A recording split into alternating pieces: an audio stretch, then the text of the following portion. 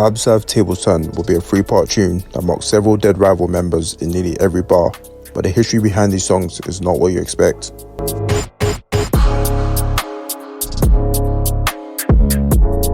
As he's coming back up the alleyway on the CCTV, you can see he can't run, and then they've caught him at the top and stabbed him. He was stabbed 8 times. Mum was crying in court, like my brother snitched and everything, like I was dying.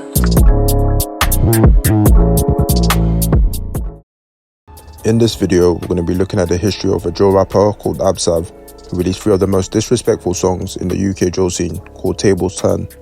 The scene was split on whether these tracks went too far or if it was well deserved, with the gang 156 getting the revenge for all the deaths of their members, hence the title, Tables Turn. Like always, I'm going to try to keep this video brief and sweet and not go too in depth into everything, but look at the reasons why the diss tracks were so rude, in particular the second diss track, which spun the entire scene with how disrespectful it was.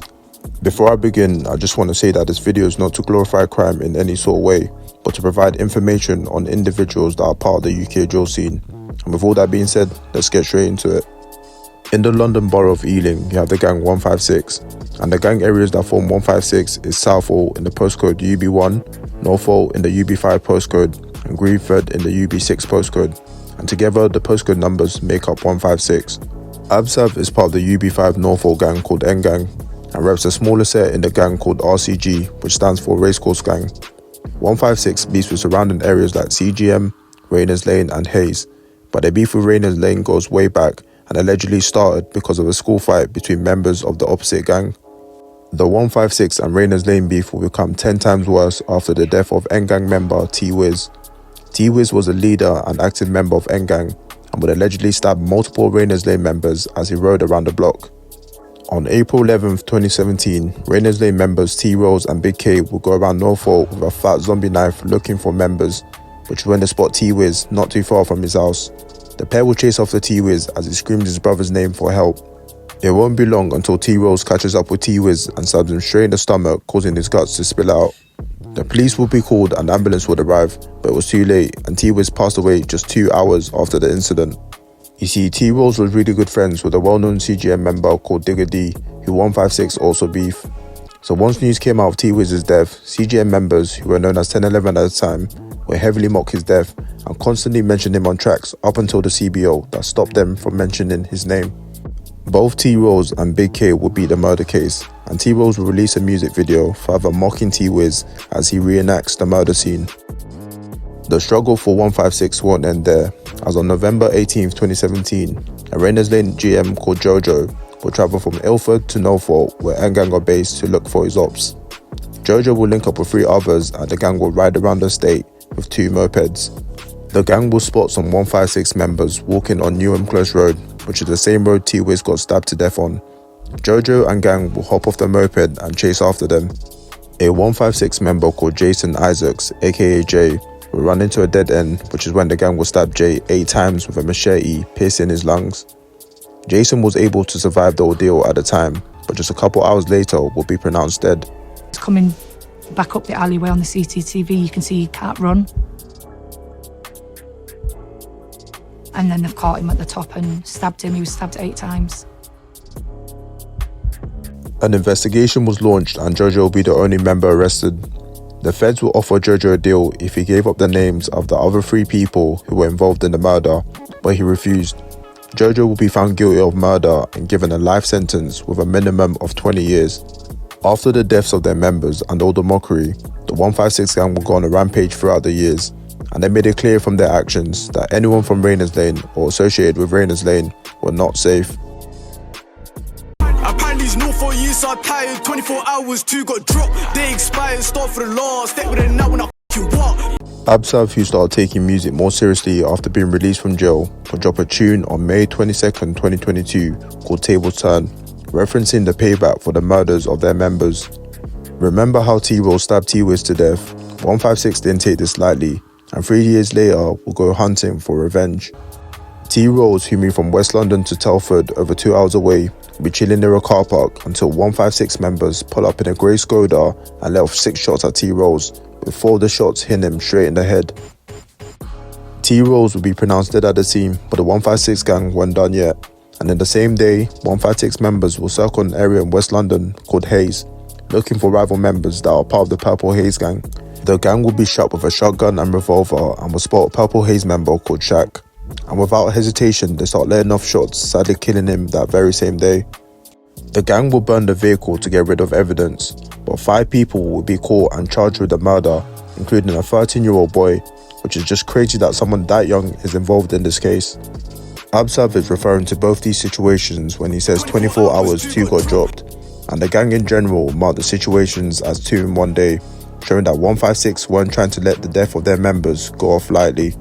The tune was disrespectful, but this will be nothing compared to the second Tables Turn song that dropped in June 2022. Digger, wake him up, The second tune from AbzSav will start with the gang holding up a skeleton, which is supposed to resemble T-Rose's dead body, as they tell T-Rose's friend Digger D to wake him up. They will then do a voiceover of what is supposed to be T-Rose from the grave, as he talks about being shot in the head 4 times. The reason for the voiceover and skeleton is because a CGM member called Horrid One years ago mocked T-Wiz's death by pretending there was a skeleton of him. He's like, ride for me, like my guts were hanging.